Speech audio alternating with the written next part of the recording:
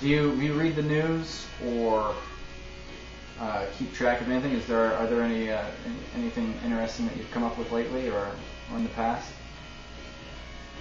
I applied to Singularity University, but was not accepted. I saw that post. Yeah, there's... Can you narrow it down? Because, like, at one level, it's like everything that's going on in Sarasota right now. Just because I'm dumb enough to be here now, as anyone would be. Like, I was stupid enough to be alive at this time, so I'm interested in what's around me. Right. There's that level, then there's like a level of what's going on in sort of peripheral, like what's going on in art. Like I have to go check art blogs and I have to see what's going on and stay current with what's happening. Is that something you do? You check art blogs and things? Yeah.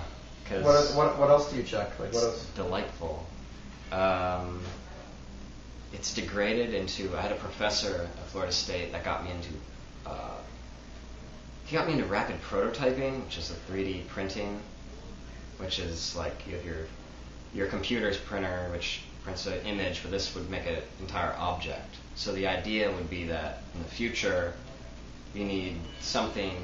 Instead of going to the store, you just get the schematic and you print it out. Like Star Trek. Yeah. Replicator. They can make flashlights, and they're getting better at mixing materials. What one group of people were trying to do was make a machine that would make a copy of itself that could make another machine, and they did that. It's called riffraff. Wait, they can print a flashlight? Yeah. Does it work? You have to put the battery in, but it as I said with the mixing of materials, there's essentially a case, and then there's like a lens. Like if they're making great strides, and maybe one day it could be all kinds of consumer products. You could print out some clothes, some food, and what would that do to everything? What's it called? The self-replicating project was called riffraff. Something like that. But it's 3D. Well, so there's then that level of like what am I excited and interested in, and there's the upper, which is like what's going to happen like when I'm gone, like what can I do to sort of push it in that direction, because what the hell, like I'm not going to be here too long, let's make it worth it. So which direction are you pushing then? What, like by pushing you mean like kind of like asserting your influence on like the world to kind of push it in a certain direction, shape it a little bit?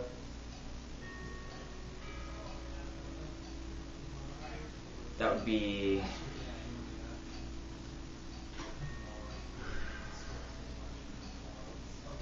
the best evidence of that would be like these outlets, like in the music and the art, like with the bands, like Tiny Ensemble. Maybe at first glance it might seem like just so shitty, like, well, these kids can't play music or they've got bad instruments, but it's like this is just like we just want to do live recordings. We wanted to capture like this is what it sounded like when we played music right there. Like I could play, like I could shred, like that's not rocket science, do a blistering blues solo, but if like you drone on a note, I don't know, it's that confronting the expectation, and it's really working with like these different ideas, and I do that with the art too. Like I was first inspired by Maya Lin, who did the Vietnam Veterans Memorial, which was a student sort of, well, I guess it was open submission to all architects. She was a student, and people were wanting to do like a big soldier with a gun or a big helmet, and then everyone walks under, and that's the memorial because it's war, and like unconditional surrender is the art piece they're trying to keep here. But what she did was just make this sort of marble cut into the earth, where you kind of walk down, and it's all the names of everyone written in this little corner, and it's just like those people that died, or that little cut taken out of of the earth.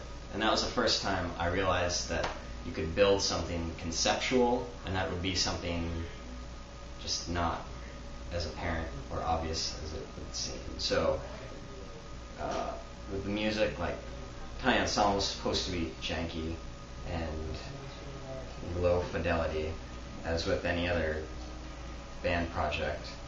And the art is similar in the disregard for formal technique, institution, the school you can't afford to go to because you're supposed to not be on the list. Yeah. You can't.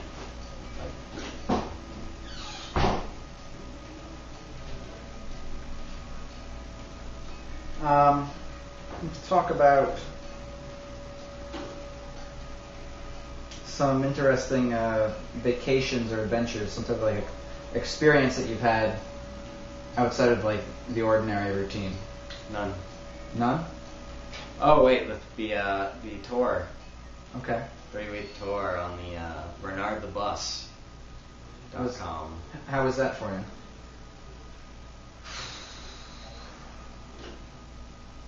We all wanted to it got to a point where we looked at each other and we said, like, we could keep doing this. You know, we could just keep going, because it was, John related it to Star Trek. We would roll into a town and be like, all right, we need food, water, ice, beer.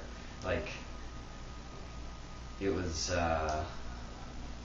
it felt so good to be doing something out of the routine, you know? Like, just what the question states, like, out of the ordinary vacation. Like, we were acting, we weren't reflecting on, like, you know, something we had done or what we wanted to do. It was like we were in that moment and there was no time to think, like, which direction we want to take this. Like, we were the sum of our past experience, and it was just like, roll into town and let's, like, play, let's expose ourselves to these new people and then see what reaction we get. And sometimes that was really good. It's a lot of fun doing that kind of thing. Yeah. I love following the road. Well, we're coming up on time.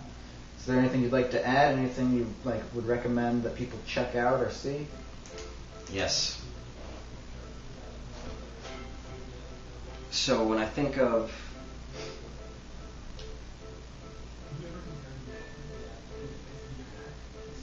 when I talk about these sort of things overlapping art and music, you could say that when I work with my art personally, I don't know if this can well take, is like you have the way one thing in its proximity to another sort of gives meaning to it. Like, if you can imagine at the center of the universe, there's two bits of dust sort of bumping against each other, you know, defining the other one, and it's that same process a billion times over that, like, makes up everything. Is my hippy dippy speech, right?